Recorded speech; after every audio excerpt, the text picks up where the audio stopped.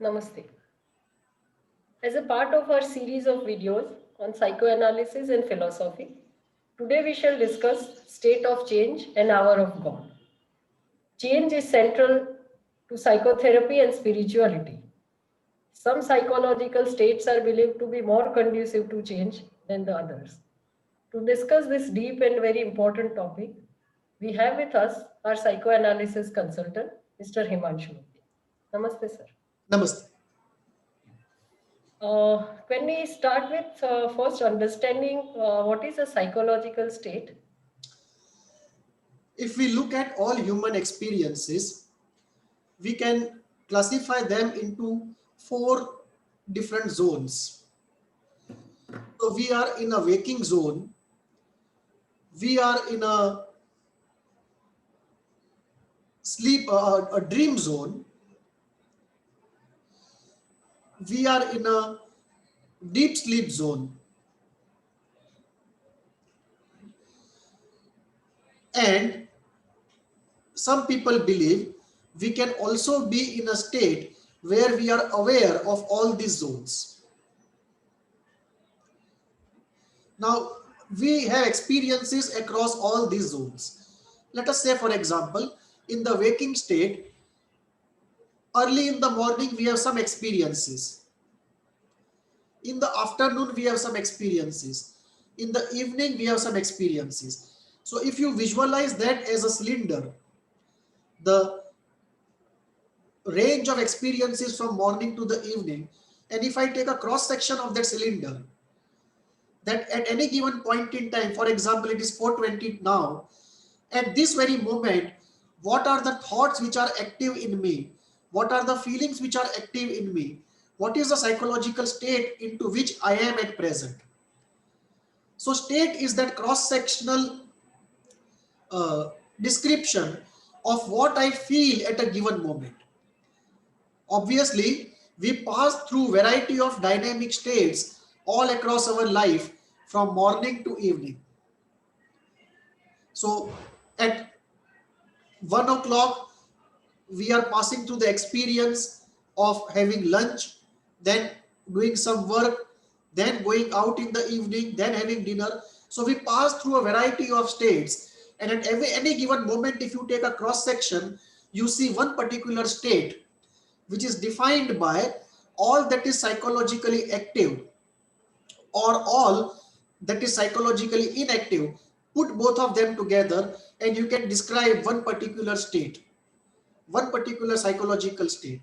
So the state into which you are when you are having lunch and the state into which you are right now discussing this subject are two different states. What was active in that state is not necessarily active in this state, and what was inactive in that state is not necessarily inactive in this state. So the whole idea is, can we describe any given psychological state in terms of a few structural variables and in terms of their functioning? This is not only a very accurate way of approaching psychology, this is also a challenge because we really don't have a consensus on what are the structural elements that constitute a state and how they operate to constitute a state. So it is actually a science of the future in a way, but the concept for the purpose of discussion of the subject we have today is very important because it leads to uh, quite an amount of knowledge exploration and also insights for healing.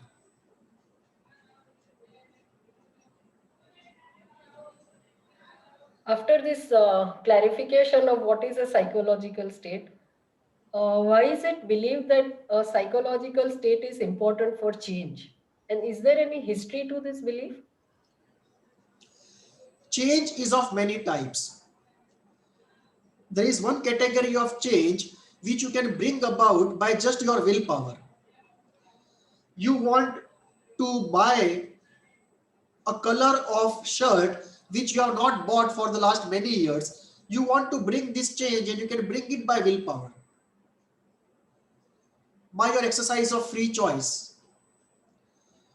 You don't feel like exercising, but you want to do exercise. You can start doing it by multiple trials. You can push yourself. And by use of willpower, maybe you fail 2 times, but you succeed the 3rd time. And you can make it happen. So that is one category of changes which you can do by exercise of willpower and free choice. Unfortunately, this constitutes only 25% of change which you want to bring about. The other 75% of changes which you want to bring about in yourself cannot be done by willpower. There is something else which is needed. And therefore you have all this area of spirituality, philosophy, psychotherapy and so on to help you achieve what you cannot achieve by yourself by pure exercise of choice and willpower. Historically, there were 2 approaches to change, and I am referring to the 75% of change which is difficult to achieve. One was a state-free approach, which is what you find in CT, cognitive therapy, cognitive behavioral therapy, DBT, existential psychotherapy, REBT. And you have similar traditions of antiquity also, which were state-free approaches to change. A person who wants to change comes to a person for guidance. The guidance is given, information and knowledge is given, tools are given, at times skills are built up, at times hand-holding is done. And over a period of time, the wanted change happens. There is another approach to change, which is state-based approach to change, where you just don't use the tools of change, but you first create a state, and then in the light of that state, you use tools of change. The best example is of hypnosis.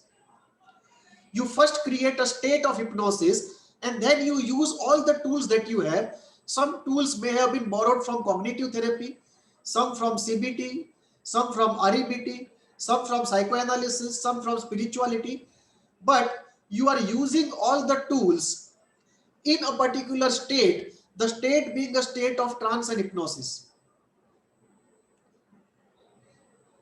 So this is what we call a state-based approach to change, where the belief is that if you induce a particular state, after that change is very easy. And if you don't induce this state, the same change will take 3 months, what can be achieved in 3 sessions. So the belief there is that if you can induce certain states, those states are very conducive to change, and accelerated change can happen in the light and in the effect of this change conducive states.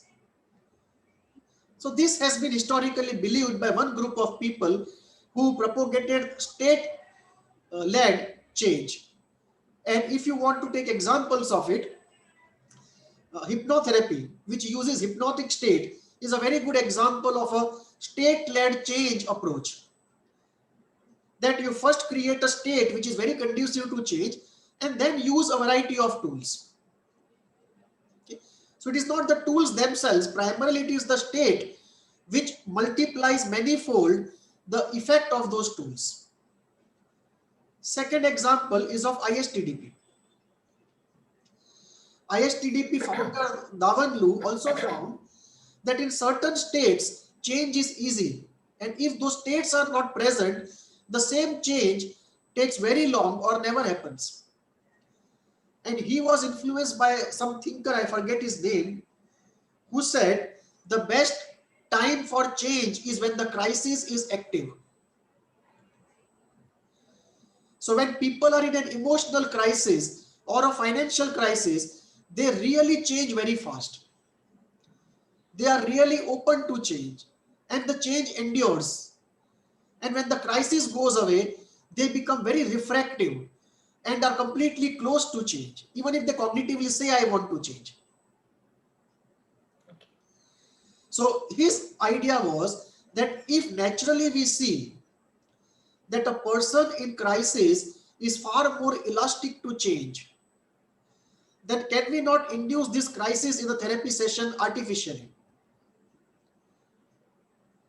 Similarly, psychoanalysis also uses the whole frame of anonymity of the therapist sitting on the back, the couch which is inclined at a slight angle, to induce a state of reverie in order to reduce the resistance barrier, so that more material can come out of the unconscious. So psychoanalysis, ISTDP, hypnotherapy, in the East, you have the tantric approach of Avishkar, and in the tribal areas, you have the shamanic rituals, where one is to dress in a particular way, everybody is dressed in a particular way, certain things are consumed, and then music is played, certain role play is done, and this brings about a change, this brings about a state which is very conducive to change. And what seems practically unhealable in normal state becomes healable in that state. Similarly, you have the whole concept of puja and uh, the the whole concept of yagna. Certain forms of puja and yagna are geared towards creating those states in which the change becomes very easy. So there is a history, a long history of using certain psychological states for accelerating change or bringing about change not otherwise possible. And therefore, this development of this state is a very important part of those healing approaches. So there are two elements there. How do you develop this state? And once this state is developed, which tools you bring in and use them how in order to bring about rapid change for purpose of healing or for purpose of spiritual self-development.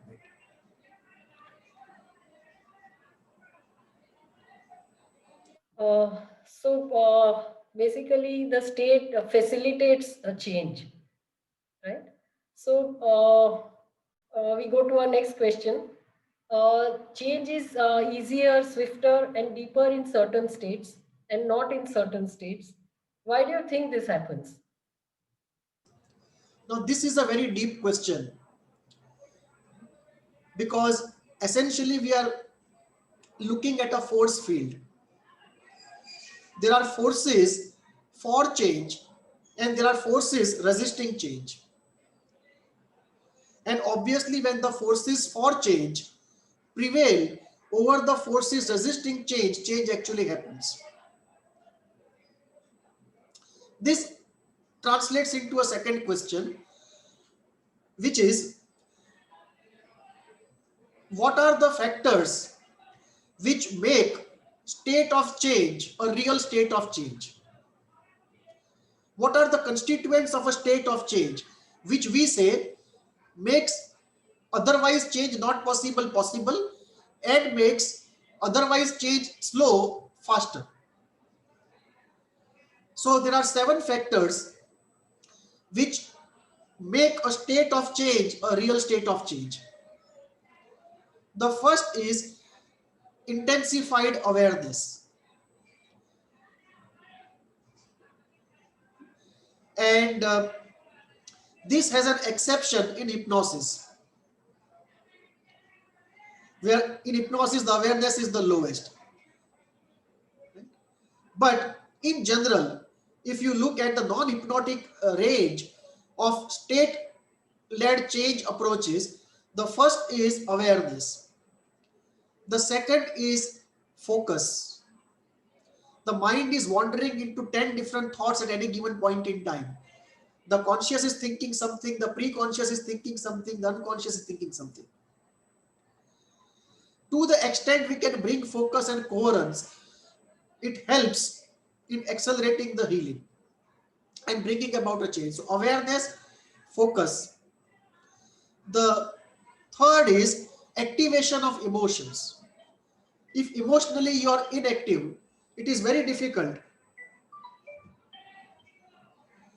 to have a state of change.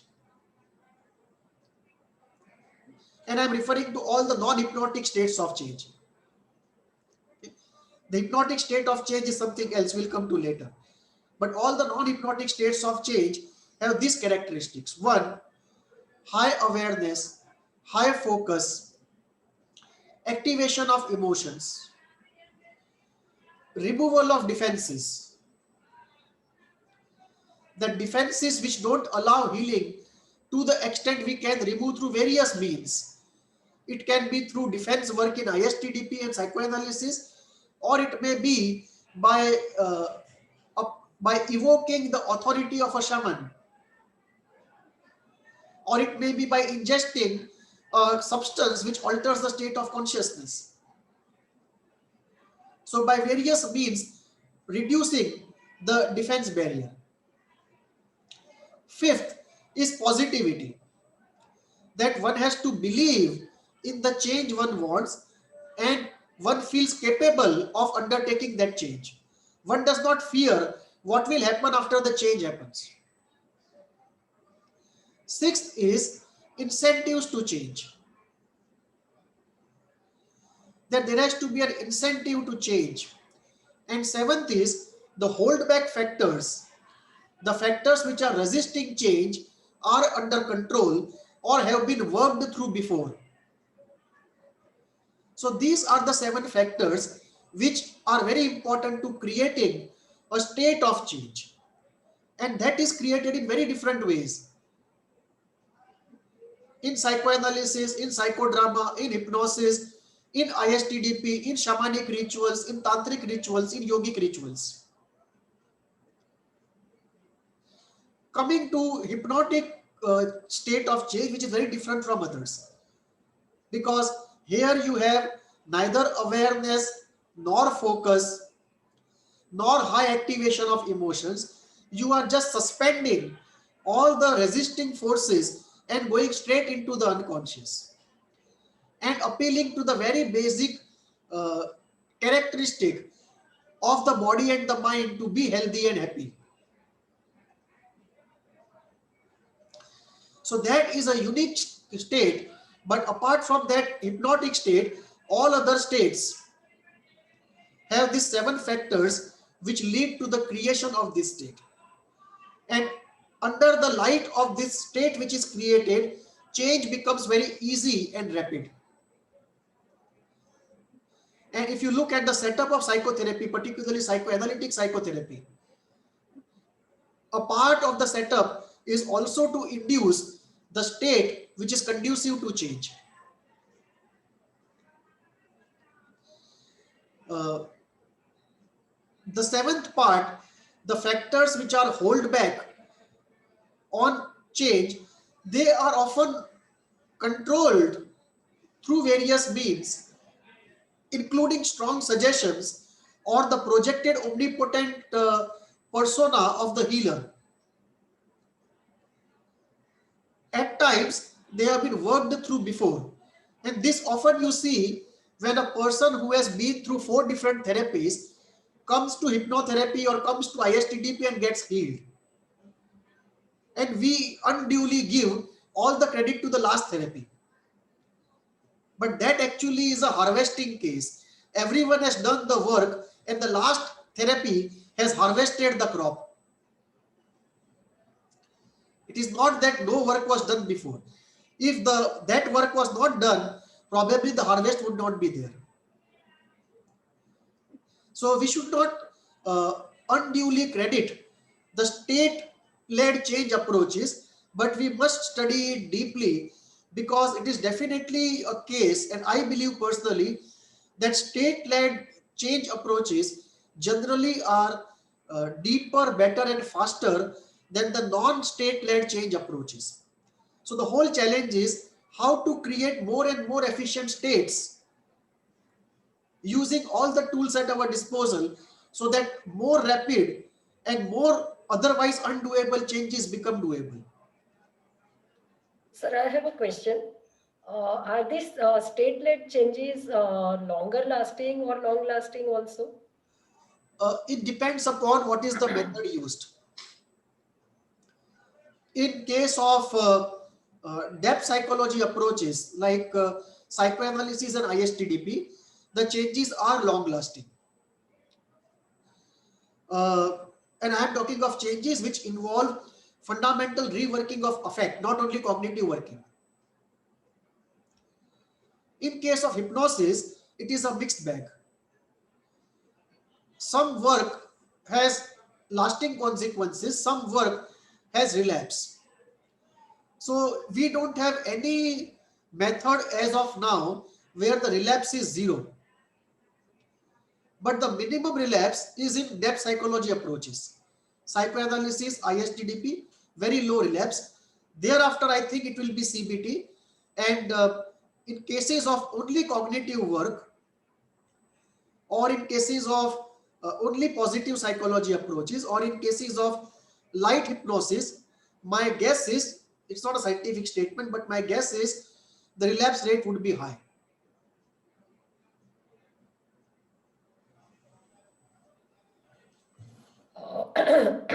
What are the obstacles to change if we come to a situation where even the best state which a person is in, there is still unsurmountable resistance to change? Yes, it's a very important question. In the last question, we looked at 7 factors which are constituents to create a state of change. And in this question, we will look at 7 factors which oppose change. So what happens is even if the state of change is created, there still can be resistance which is unsurmountable. And this often happens in all therapies. That the person consciously wants to change, he understands the problem, he understands the cost benefit analysis of the problem, he is fully with you, but there is a split in the person. The conscious part is fully with you, fully with the adult healthy part in him, he wants to change at any cost. He tries his best, but the unconscious is just not with him. This often happens in all the therapies. And in ISTDP, you can see it on video recording also.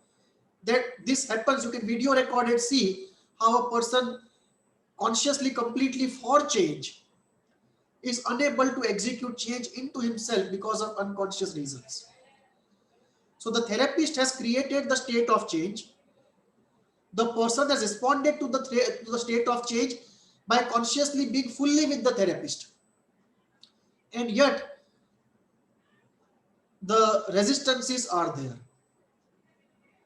So a state of change has been created. The person has fully bought into it. The therapist is using all the tools of change after creating the state of change. And yet, there are resistances which are unsurmountable. And these resistances are 7 in nature. There can be more, at least 7 I know of, I can count. The first is, there may be cases where unless intellectually the phenomena which caused the trouble is known, the change will not move forward. There is one group. So if you look at the group that I was referring to, that a state is created, the person fully buys into the state, is consciously completely ready for change, that group I am referring to. So within that group, one subgroup is where the person will not be able to move forward unless he intellectually knows the phenomena which created the problem in the first place, whether it is the split or the Oedipus or the formation of an unhealthy self or lack of good enough mothering or an archetypal failure, whatever that is. So there is one subgroup where till the intellectually the phenomena is not known, they are not able to move forward, and once known, they are able to move easily. The second subgroup is where the defenses are too strong and the defenses will not allow the affect to come out, and regardless of all the work you do on defenses, somehow the defenses still remain unconsciously active. The third subgroup is related to the capacity to process affect,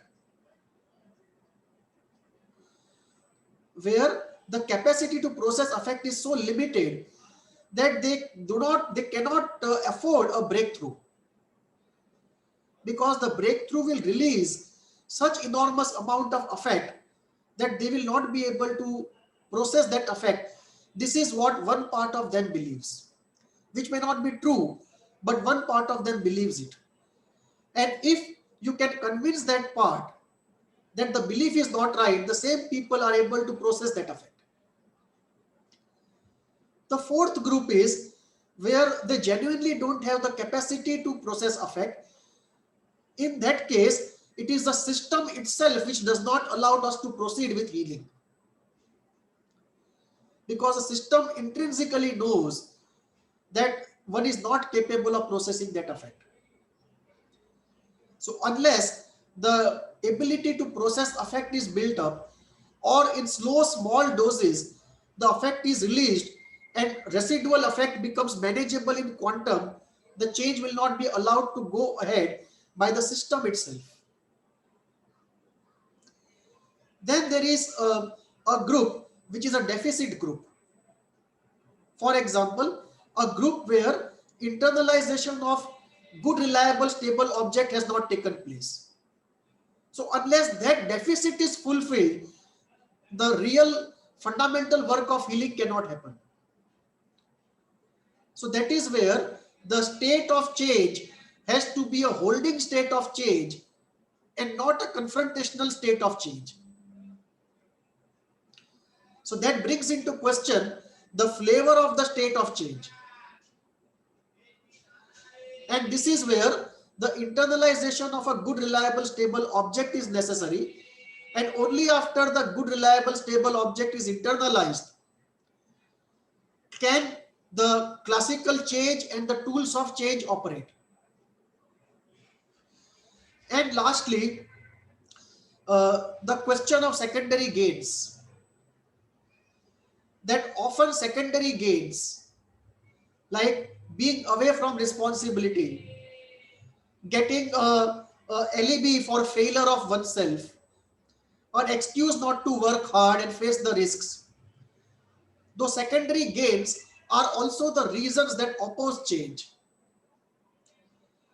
And lastly, there can be a negativity, just a pure negativity at the source of things, which just does not want any positivity to happen, and that may have manifest itself in terms of the what Freud would call the working of the death drive, or in masochism, or in self-directed self-sabotage anger, or there just might be a familiarity and friendliness with the state of suffering and a fear of unknown, or the envy of the positive. So these seven are the factors which sort of resist the state of change and the tools of change from accomplishing change. Very interesting. Now we move to our next question. Is there a similar concept in spirituality? Very much And so. Yeah. and how do we then compare it with psychotherapy? Sri Aurobindo used to call it the hour of God, which means you have been working very hard to accomplish some spiritual change for a very long time, nothing happens, and suddenly you find in 1 or 2 days, or maybe 1 or 2 hours, lot of things get accomplished. These small time durations where many things get accomplished which are pending for very long. The hour literally does not mean an hour, it can be a day, it can be a week, but in a small duration of time, many things get accomplished which otherwise for years were not getting accomplished. This duration of time Sri Aurobindo calls as the hour of God. And the hour of God can also be in terms of sincerity. that it's not easy to be sincere, and very few times we are genuinely sincere, where the whole of our being is sincerely focused on an objective completely. So there is also this hour of sincerity. So spirituality has this idea about this can also be a harvest time, that you have been working for a long time and suddenly you get the harvest in a short time. So spirituality has the concept of the hour of God, the hour of sincerity, the hour of seeking, and also the state of change concept. Many of the spiritual practices actually create the state which facilitates change very fast. And this state creation can take variety of forms. It can be the whole setting of a puja. It can be the whole setting of a shamanic ritual. It can be the whole setting of a meditative research, meditative uh, collectivity. It can be a state which is created by a psychodrama kind of situation, where the spiritual master is present, many others are present, and a drama is played out, or music is played out, or healing powers are given by the master to the disciple. It can be a state where diksha is given, which is supposed to bring about some fundamental changes. It can be a state where supposedly kundalini is supposed to be aroused. So whether the states of change work or not, whether they are genuine or phony, that's a different matter. But there is definitely a use of the concept of state of change in spirituality. And if we compare psychotherapy and spirituality, I think strictly in psychoanalysis and in depth psychology, the use of state of change is very conservative. It is not very multi-flavored or very juicy. But if we go into psychodrama, shamanism, spirituality, mysticism, the use of the concept of state of change is very colored, flavored, and juicy.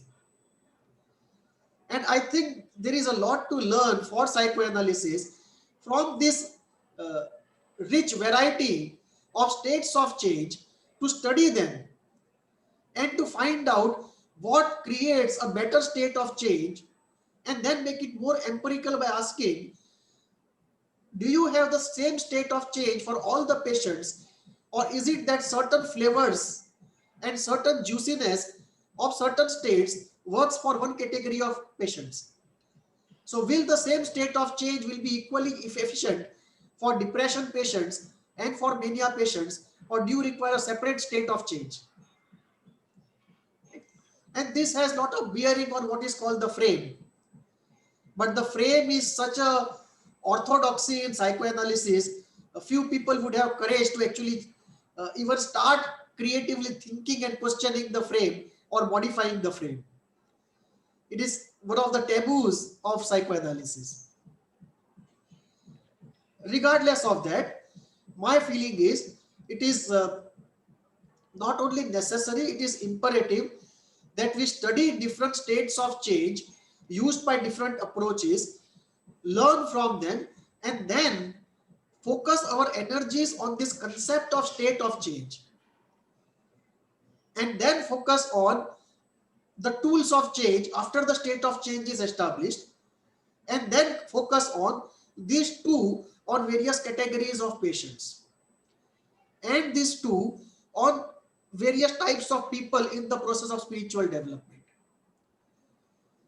And that will give us very rich learning and very rich capabilities to accelerate and facilitate change in situations of psychotherapy and spirituality. Now I come to our last question. How do you see this area of state development and the change developing in psychotherapy and spirituality? Uh, in psychotherapy, I think we have just started appreciating the significance of the state of change, really speaking with ISTDP, because Davanlu started off by observing that in certain states it's easy to induce change, and then can we not create the same kind of state in the therapy session every time the therapy session happens? And how do you create it? So he has found a way, and his way is very logical and simple. It is to uh, get the person interested in the problem he is interested in solving, get his will to solve the problem, work around the defenses, keep the thoughts away, and put pressure on feelings. And that creates a state of change where somehow it's easier to break into the unconscious. And it's easier even to use the tools of CBT, REBT, psychoanalysis into that state.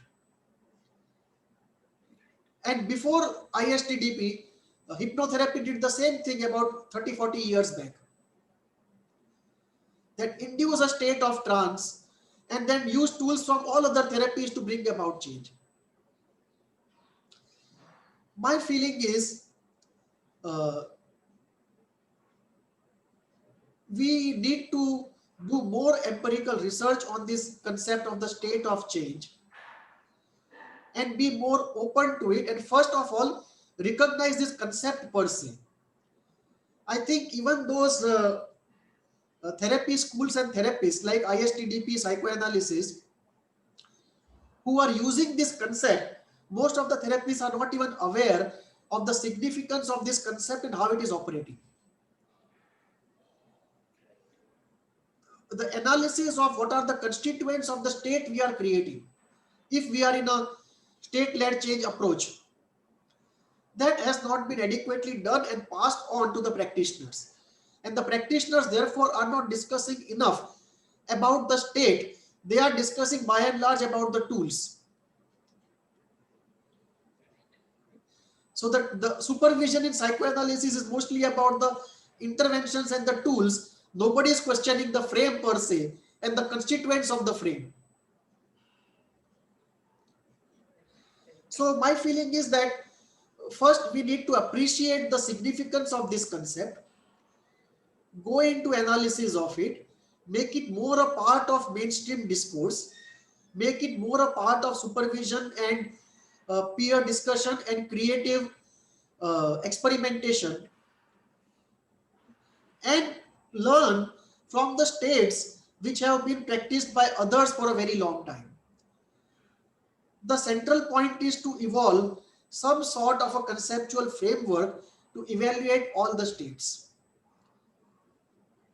And then it will develop into from state evaluation to state and tool congruence, and from there to state, tool, and pathology congruence.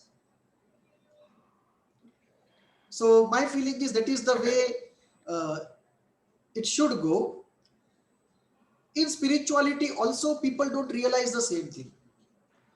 They use the state without knowing adequately about the state.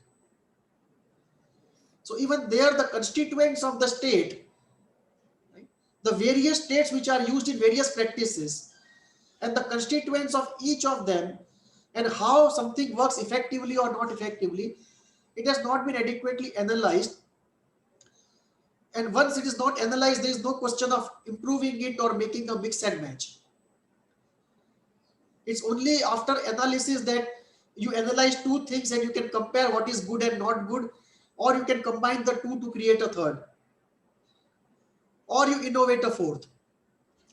So this entire part of analysis, synthesis, and innovation in spirituality on the concept of state of change also is pending, I think, for a very long time.